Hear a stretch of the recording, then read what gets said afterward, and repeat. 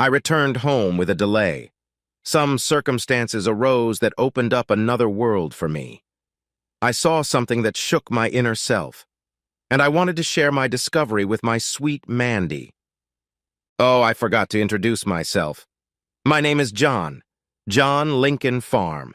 I'm 38 and have been married for 11 years to the beautiful and sensitive Amanda Wolf, 36. We have 2 children, twins, Lila and Henry. They're 9 years old. You know, Amanda and I have the normal life of normal people. She works part-time at a small real estate company so she can be a stay-at-home mom the rest of the day. In addition, my Mandy does remote legal consulting for the company I work for. Yes, my Mandy is an excellent lawyer, and I'm proud of her. I, on the other hand, work as an implementation consultant for a big trading company. You know, it all happened kind of quietly. We didn't drift apart, we didn't stop having hot sex, our spiritual connection didn't fade. But why did I feel a little hard done by? My boss, Gregor Thurn, was considerate of all his subordinates. He treated us with respect. No one ever heard of his bias. And I'll be honest with you, he was a great boss. It was under him that our company began to grow financially. The owners were happy that with Mr. Thurn's arrival, we were getting a lot more sponsorship money than we had up to that point.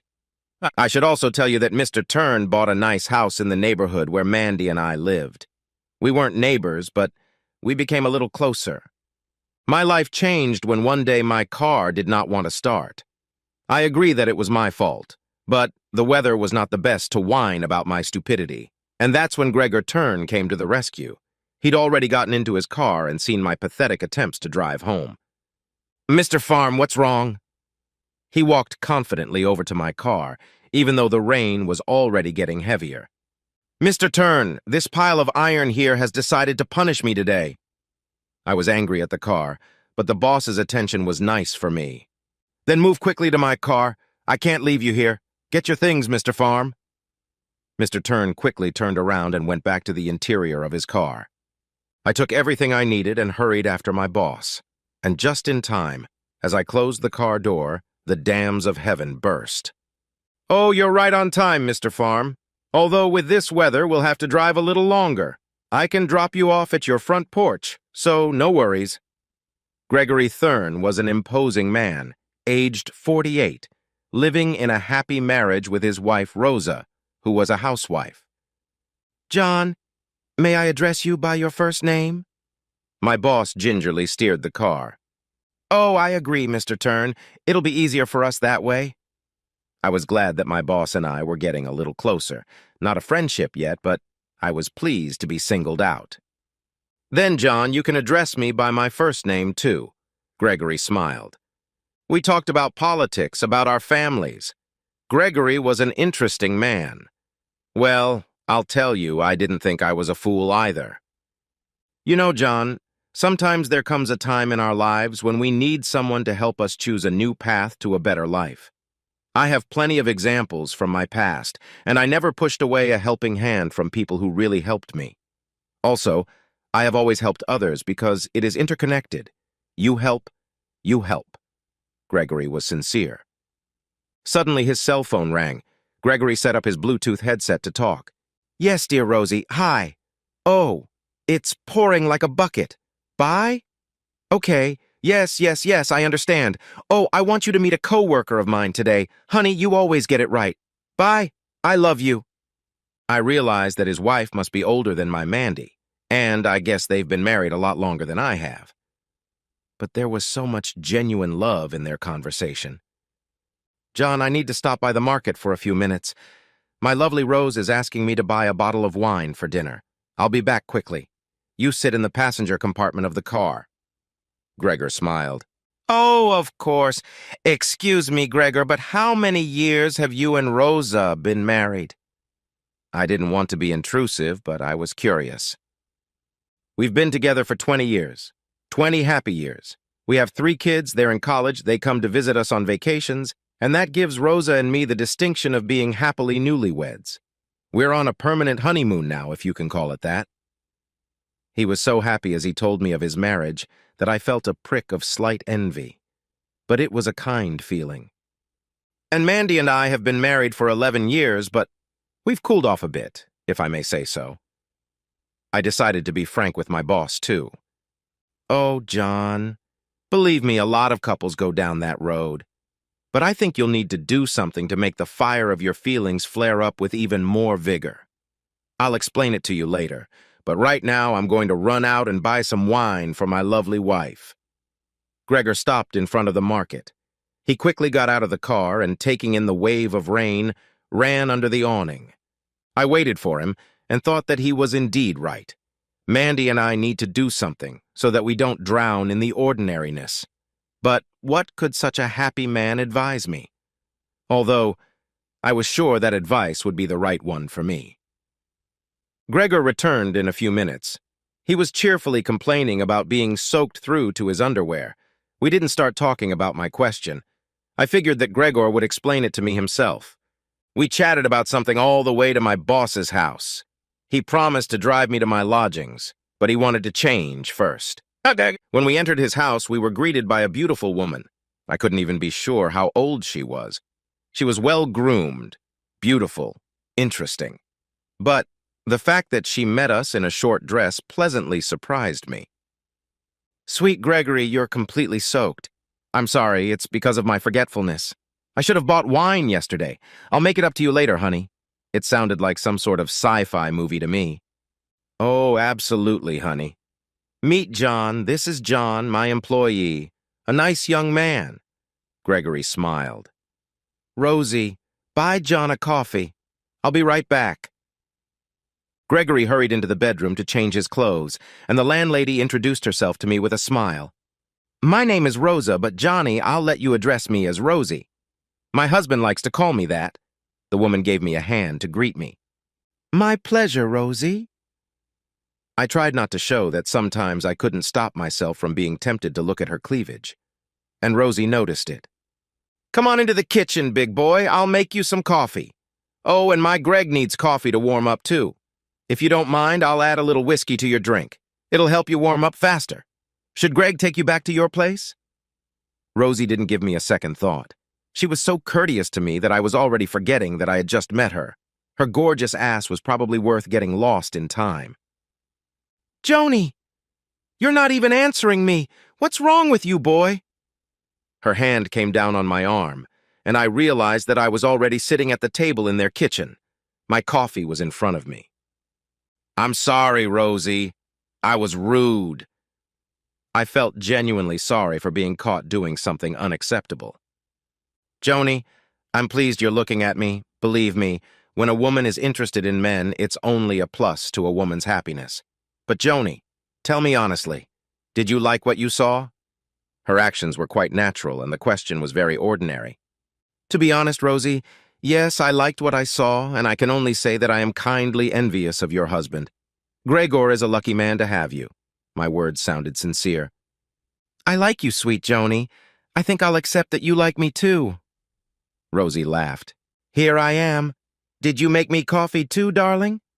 Gregor thundered his arrival, and I hoped he hadn't overheard Rosie and I talking. "Honey, you're always on time. Sit down." Rosie handed him his mug. "You know, honey, Joni confessed to me that he liked me." I mentally said goodbye to my life. Being interested in my boss's wife was the height of stupidity for me, but that's why she confessed to her husband? "Oh, John, is it true?" Gregory only smiled. "Well, I must say that your wife is a beautiful woman. I'm sorry, I shouldn't have said that." I tried to calm down. "You know, John, it's not that bad. My Rosie has been making me happy for 20 years, so why can't she make you happy too?" His words surprised me a little. Did he really approve of his spouse's actions and not get angry with me? "Oh, I was just thinking." I couldn't find the words to justify myself or say anything. "You know, John, I've told you before that you need to add fire to a relationship. And let me explain my words to you." Gregor sat his wife on his lap. She only smiled at her husband and kissed him eagerly. After the kiss, Gregor continued. "We too had moments when our marriage could have fallen apart. But then we met some friends who helped us sort ourselves out, and now we're happy. John, what do you know about swingers?" "Well, I've heard of them, but they swap wives for sex. I marveled at the new discovery. Does my boss really like wife swapping? Yes, but it's not just sex.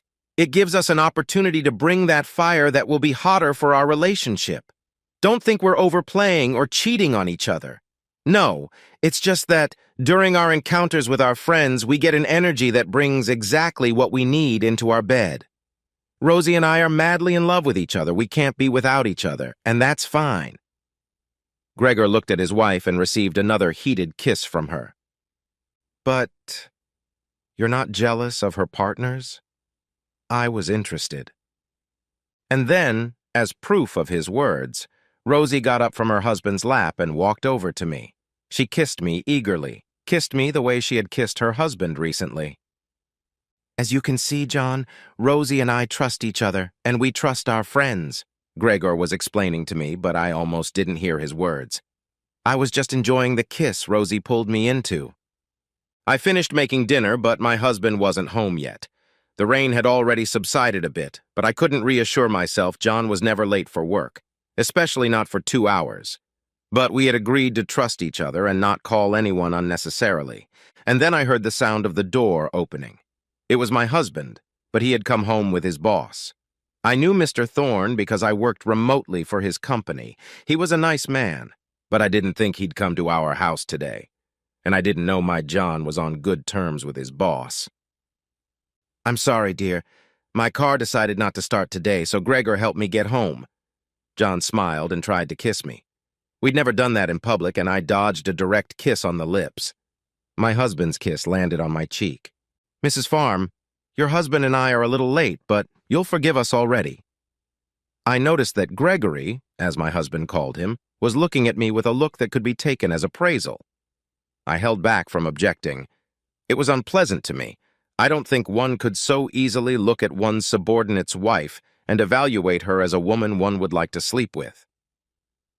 Thank you, Mr. Thorne. I hope you'll stay for dinner. I didn't really want him at my table, but I was polite. No, I'm sorry, Mrs. Farm. I'm in a hurry. My wife is expecting me for dinner. The guest, to my delight, did not wish to stay. Wait a minute, Gregor. I want you to call my wife not Mrs. Farm, but simply Amanda. John, for some reason, decided to introduce me closer to his boss. I may have been winding myself up a bit, but something told me I needed to be careful. Amanda, will you let me call you that? Gregor was gracious. If you do, then call me Gregory. It will be my pleasure. Whatever you say, Gregory. Yes, if someone had told me I would be calling my boss like that, by his first name, I would have been surprised, but that's the reality of it. Well, goodbye then, Amanda. I'm in a hurry to get home for dinner. John, I'll come get you tomorrow morning. Goodbye. And Mr. Thorne hurried out. I went back to the kitchen and my husband escorted my guest out. Then John came back to me. Honey, I'll get changed and we'll have dinner. He was excited, and I could see that there was something eating him up inside. We had dinner in cozy silence. I didn't push John to confess. He'll tell me himself. I'm sure he would. My silence always makes my husband want to explain. You know, I'm glad I got to ride with Gregor today. He's a nice man, and I've been to their house. His wife, Rosie, is an amazing woman. Can you imagine they've been together for 20 years, but they're on a new honeymoon right now. They love each other so much. John couldn't help himself. Honey, people always love each other. There may be cheating, but love is real. I tried to understand why John was saying this to me, but I loved my husband, even though there was some tension in our relationship, but I always gave my husband my full attention. Yes, you're right. Love is real. John smiled sincerely at me. And I love you, Mandy. I love you too, Joni. My words were sincere. During the night, John surprised me. His fervor, his excitement confused me. He was truly above himself from yesterday. I liked that. I'll say more. I felt happy. My husband and I always discussed our favorite shows, and when there was a show about cheating, we both laughed at the cliches that cheaters use to justify themselves. It's just sex. I need to feel wanted, needed. It's not what you thought. I love you, but... It was that last phrase that stuck in my head for some reason. After all, my husband said those words for no reason at all. He talked about love in bed, yes. We talked about love a lot, but we never confessed our feelings in the kitchen. I couldn't find a reason for my suspicions, but for some reason tied this behavior to the appearance of the boss. Friday morning was beautiful. The clouds had disappeared from the sky. The bright sun illuminated the sleepy houses. I made a light breakfast for all of us. The children were getting ready for school. It was our tradition that I always drove our twins to school, and I also took them home. John was pleased with last night, but at the table in front of the kids, he held back his comments about our night's antics. Gregor arrived by automobile, and my John quickly left the house. I, immersed in my thoughts, got ready for work. The kids were already ready for the trip to school. I told Gregor about my and Mandy's spunky night. He smiled. John, I told you that you needed that experience, and, my wife surprised me tonight, too. After our threesome, she was so hot I fell asleep well past midnight. The boss was happy. I can't even imagine that my sex with Rosie would yield such a hot night with Mandy. I recalled after the kiss I'd gotten in my boss's kitchen. I was pulled into the bedroom. Yeah, I didn't resist. Admittedly, I've never recognized cheaters, but this incident wasn't cheating. Gregor was there for us. Heck, we even slept together with Rosie. She was so hot and loud, I even went a little deaf, but I felt such a boost of sexual energy that it should have been enough for a month. I told you, John, and I promised you I made a copy of the video of our meeting for you.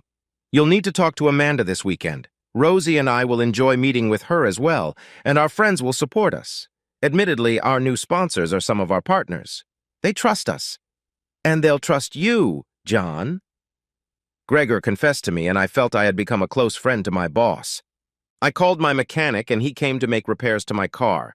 As it turned out, the onboard electronics had failed.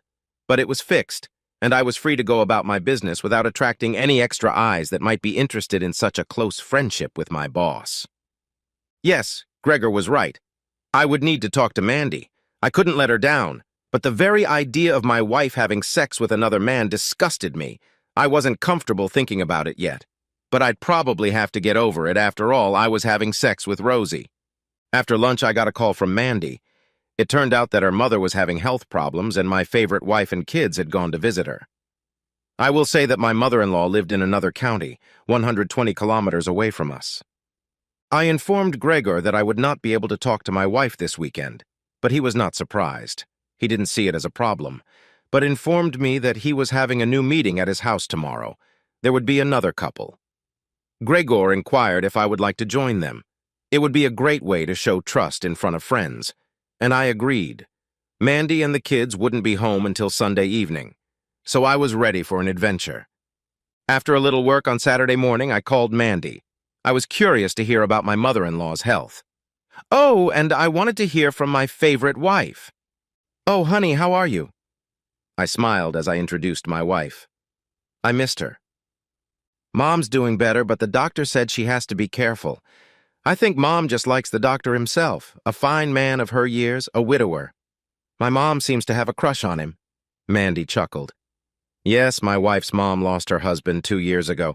The heart attack happened when Jack, my mother-in-law's husband, was driving home from work. His car flew out of the driveway. Oh, she's a hot woman you got there. I seconded the joke.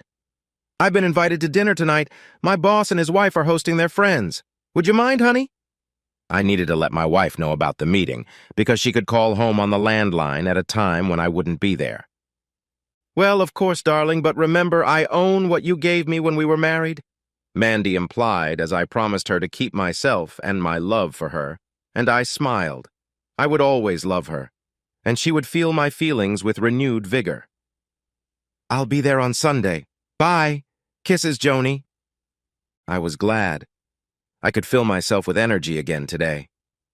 I thought Mandy would have a nice surprise waiting for me at home. I arrived at Gregor's house on time.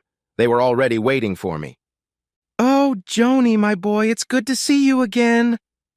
Rosie kissed me so fervently that I felt a tingling sensation below my waist. It was nice to feel like I was among close friends. John, hi. Meet Donald, a friend of mine. This is his wife, Julia, and this is Jack. Gregor, as host, introduced everyone. I recognized Gregor's guest, Donald Fitzgerald, 52, media mogul, rich man of the state. His wife was a lovely lady of 50. She lost in the forms of Rosie, but at the same time was interesting in its own way. She clearly visible Asian facial features. Rosie invited everyone to dinner. She did her best, as the guests were their old friends. And I felt proud knowing that I was being welcomed into the limited community that Gregor had offered to include my wife in. Yes, Gregor had openly told Donald and the ladies that my sweet Amanda was a beautiful woman, and also 10 years younger than Rosie. But it made membership in this club more interesting. Many members of the community appeared to desire new young members, and Don's appearance at Gregor's house signaled great trips and adventures. I was in seventh heaven that night. I considered myself lucky tonight, as I got to wrestle two experienced ladies, and I confidently won my battle. Although at one point I was joined by the husbands of the ladies, but the excitement of such a male union did not disappear. The sex with Rosie was passionate. Julia was a little more reserved. She was more interested in sex with Rosie, but to me her body seemed fantastically hot. The sex was just prohibitive. I didn't even care that we were being filmed by cameras just so I could get my CD of the recording again. I woke up around noon. It had been an exhausting night for me. It didn't happen to me very often, but Rosie had already made lunch and we met again at the table. Well, Joni, you gave a lot of effort during the night. I think you should be our jewelry. We won't let a young man like you go. Julia kissed me on the lips. That's right, we won't let him go. Rosie rushed over to kiss me as well. Oh boy, you've impressed the ladies. Now all that's left is to get your Amanda involved and we can consider you a real member of the club. Gregor patted me on the shoulder, and I felt proud. As I was about to leave, I was handed another disc and Don invited me over to his place. We were to meet on Tuesday to discuss some matters. Gregor couldn't go through work, so I was to be accompanied by Rosie. That was fine. But with Amanda, I couldn't procrastinate. Amanda and the kids were due to arrive in 2 hours, so I set about making dinner. Admittedly, I had to use the phone for this because I asked Rosie, who was a skilled professional, about the cooking. I was happy with the way things were going, although tonight, I don't think I would be able to have sex with my Mandy. I was feeling tired, but we had everything ahead of us. Talking to my mom, who was really sick, brought me joy. My mom always understood me, and I tried not to give her any reason to doubt me. We arrived home, and there was a surprise from John. He had prepared a wonderful dinner, though I didn't even know how he managed to make such a wonderful meal. I was sure he couldn't have done it himself, so there must have been some kind of helper, and I wasn't wrong. Hello, my darlings. I missed you so much, and I even managed to make you dinner. I did, however, have to ask Rosie, Gregor's wife, for advice over the phone, but you'll have to check out my talent. John glowed, though he looked a little tired. Oh, did the boss's wife explain to you how to cook all this? I think she's a special person, Joni. Strangely, this whole friendship thing had started very quickly. You won't believe it. She's second to none. Trust me, I'll introduce you and you'll love her too. I didn't like what my husband said. Honey, am I missing something?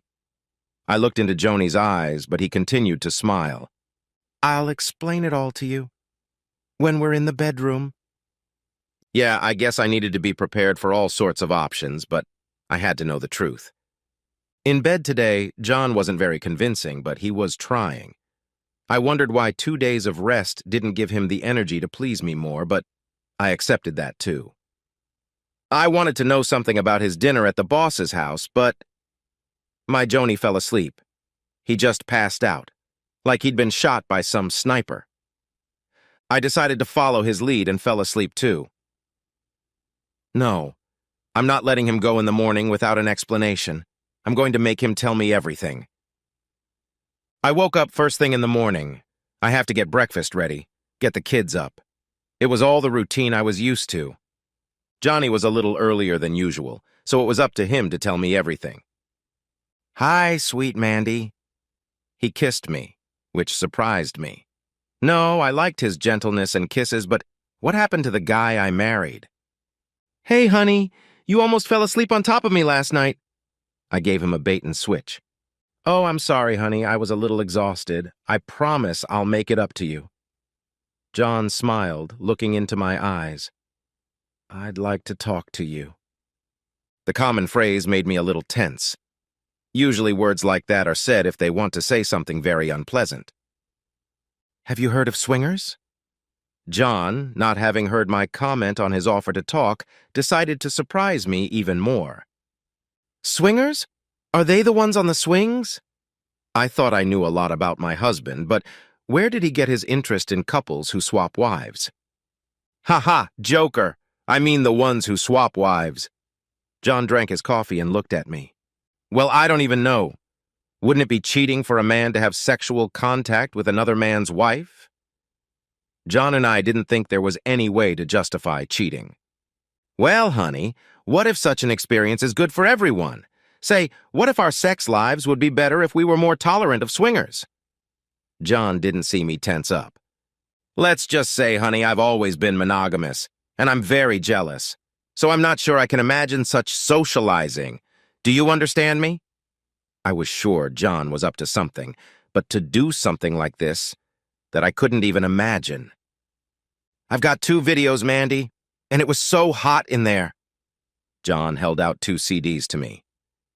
Only promise to understand it's all for our benefit. You and I got a little cold in bed, but we have to change. Joni, I'm going to see you on these CDs, and you think I'll like that? John nodded. At that time, our kids came running into the kitchen, and I didn't decide to ask anything.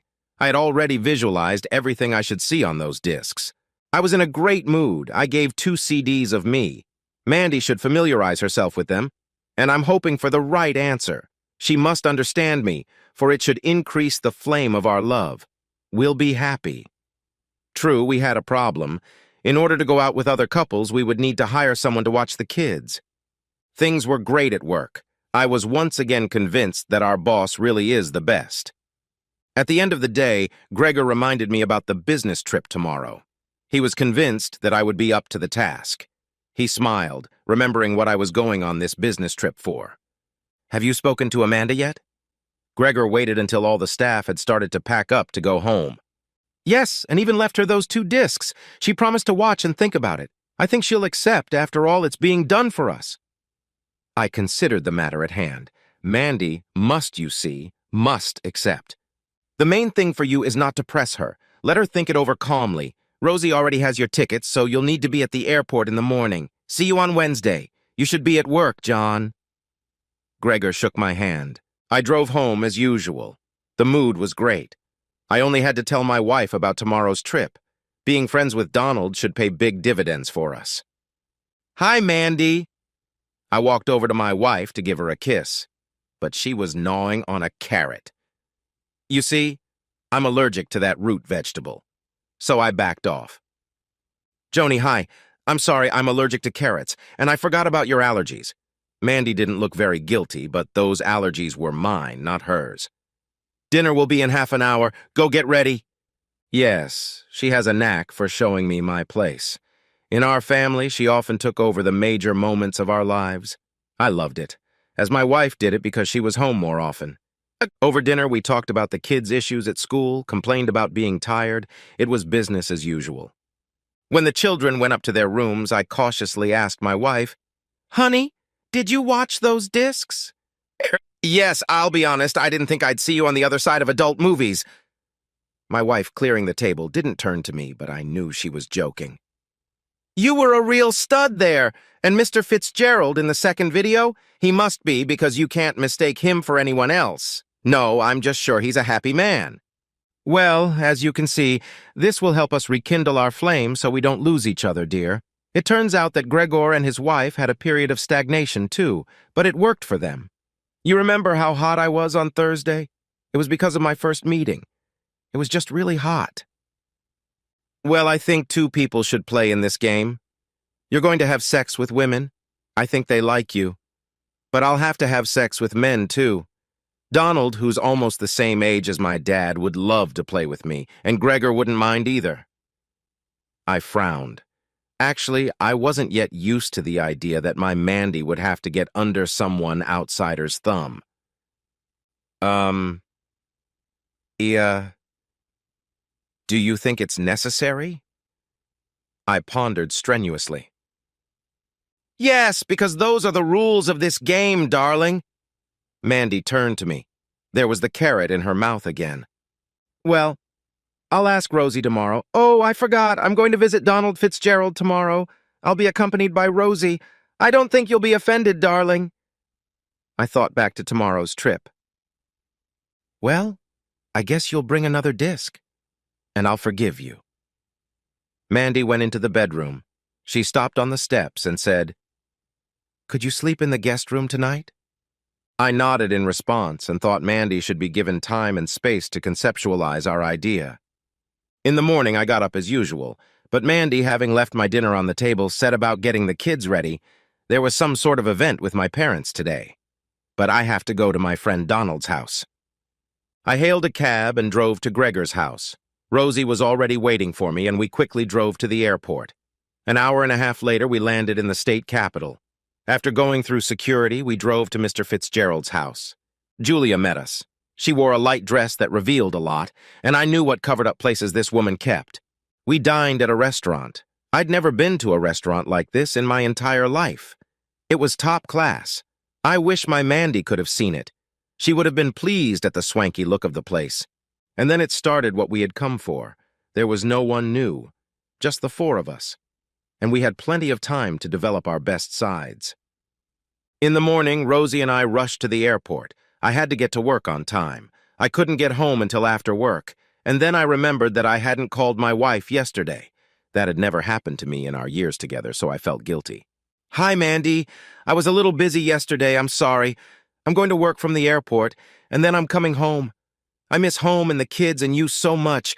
Love you, your John." I had to drop a message like that into my voicemail. My wife didn't call me back. She was probably getting the kids ready for school, or she was busy doing her own thing. I had already talked to Rosie on the plane about how I should handle Mandy during our mutual meetings. She understood my jealousy and advised me to just not look at my wife's actions during meetings with other couples. That way it would be easier to accept her consent. After a few meetings, things will fall into place. John's absence was good for me. I managed to make some much-needed phone calls over Tuesday. I also visited a few places. Again, I needed to do this specifically in my husband's absence, because once my husband arrives, I will miss that time, but I managed to get a lot done. On Wednesday, I hadn't seen John since Wednesday morning. The most surprising thing is that he didn't call me yesterday, but this morning he decided to let me know that he would be home after work, and he also added that he misses us. True, he said it went to voicemail because I didn't return his call. Well, let him miss us. I've been up half the day with too much to do, but it's always nice to see the result of your actions. In the evening, as always, I cooked dinner. We had already done the kids' work, and they were in their rooms. John arrived with his boss. They sat in Gregor's car in the driveway for a little while longer, but the boss left and John came into the house, where I, as always, lately, with a carrot in my teeth, met my hapless boss. "Hi, Mandy. And I was so looking forward to kissing you today. Well, I guess it's my fault. I forgot to call you yesterday. It's not an attempt at an excuse because I really did forget." John was a little worried. That was clear right away.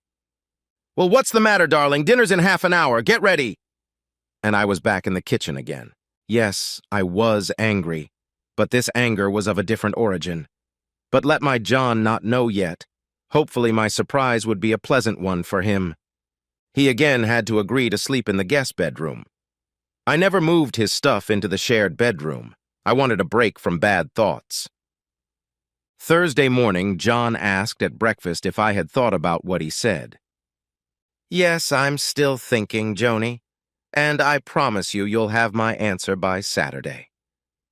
I smiled. "Oh, we're invited to visit with Gregor and Rosie on Saturday. They've really asked you to come.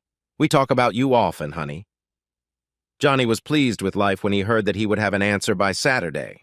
Well, how little it takes for people to be happy. He left, leaving me with another disc. Yes, his collection is growing very quickly. At this rate, it won't be long before he owns a platinum disc. Thursday was a busy day. I got a bit neglected on Tuesday, and Wednesday was more about resting than working. Now, however, the focus needs to be on work, and I managed to get everything done. True, I had to cut my lunchtime short, but it was worth it. Gregor asked me at the end of the day how I was doing and how Mandy's mood was. She promised to give me an answer by Saturday.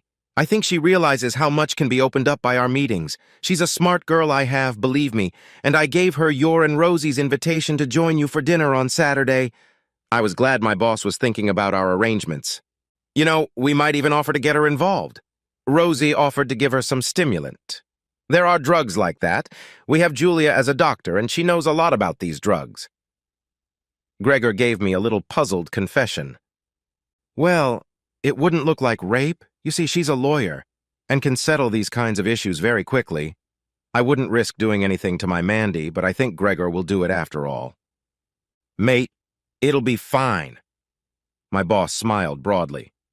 The important thing is to hear the right answer.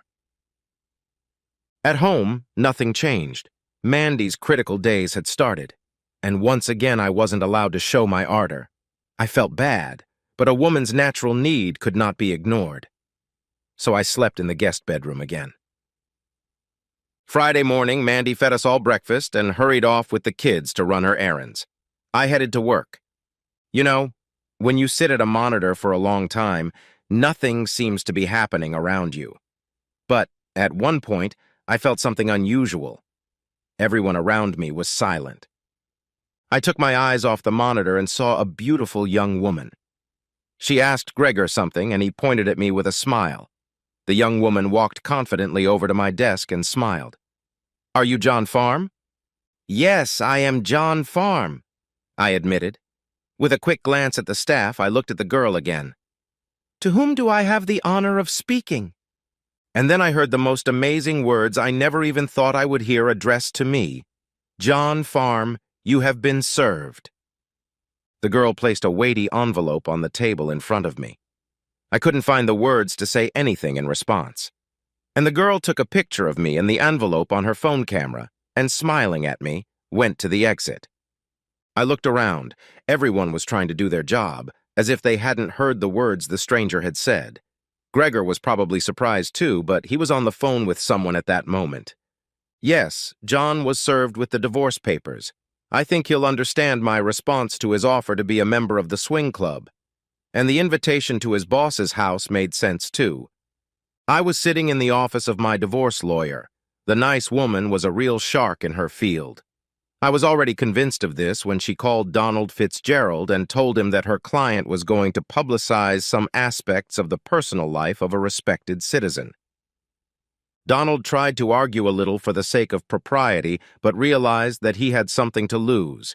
He agreed to pay some sum as compensation for the damage I had done by bringing John into one almost secret club. I was promised to be handed a check with 6 zeros after the 1. While my husband was stunned to receive the news of the divorce, I called Gregor personally and informed him that I intended to sue him for his actions. He was thrilled. Litigation was not something he wanted, especially since I had been hired for the remote job of legal counsel for their company by the owners of the firm, not the director. So I received another check with some amount, a little less than I should have received from Mr. Fitzgerald. Yes, I couldn't just back out. I had to show how I felt about cheaters, and my actions were predictable. I didn't realize why I was so unlucky. Not long ago, I thought I had it all figured out. But now I realize that my wife was initially against it. Yes, I surprised her the first day, but then I just wasn't physically ready to have sex with Mandy. But she went through with the divorce. I looked at the terms and realized I had lost completely. Our divorce was filed under adultery. As proof in the envelope were pictures from the damn discs I had given Mandy myself. Interestingly, my wife didn't openly point them out to my boss or Donald. Both were not visible in any of the photos. I would have to agree to pay my kids money. Mandy refused personal child support, suggesting that the money be set aside for the twins' future college tuition. 70% of the total income went to my now ex-wife, as did 75% of the value of the house. Well, I was the one who signed the prenup stating that cheating was not allowed, and the children were left in the full custody of their mother. I was allowed to see them at a certain number of hours. Mandy bought my side of the house. She got what she wanted, and I moved into the apartment Donald had rented for me. He called on Saturday and sympathized with my grief, but he suggested we not go to court, but agree to Mandy's terms. We did not communicate, for Mandy did not want to hear the phrases that she and I had once defined as dumb cliches. Yeah, I'm officially Amanda Wolf now. Some Mandy farm just disappeared forever. When Rosie asked me to meet, I said yes. We arranged to meet at my house. The pleasant woman looked surprised at me. Amanda, I'm sorry, your and Joni's divorce is very much my fault. Rosie lowered her eyes guiltily. Don't apologize, Rosie. You know, I believe one should be able to hold oneself accountable for one's actions. John felt he needed to be with someone else and he took a chance. I warned him I don't like to share what I have with anyone. He never understood my words. So it's his fault, I encouraged the woman with a slight smile. You know, he always said he loved you. Always. But you're right. Loving and having sex with someone. I guess that's not love, although Gregory and I do love each other. She looked at me with respect. My last name is Wolf, and I believe that a true wolf should only love one true she-wolf, and if the urge to share her with someone else arises, it just turns out to be a dog pack, where there are no more wolves but just bitches. No, I didn't mean to offend Rosie, but she got it right. Her eyes looked at me with understanding. Love is a two-person game, and the rules are for two people. Any interference in this game leads to the end of love. Yes, and now I'm officially single. Gregor and Rosie often invite me over to their place to visit, but since I can't offer someone to exchange, I don't get any sex. I have friends who help me out. The same Donald is often interested in my life. Even Gregor talks to me. But there's one huge but. I've lost my Amanda. I've lost my twins. No, my ex-wife doesn't forbid me from seeing the kids, but it's a little frustrating to play in the street under the gaze of the very girl who handed me that manila envelope. Maybe someday I'll find someone who can accept me whole with my silly past. After all, I wasn't always a fool. I have a confession to make. I hate the swing now, like those damn carrots.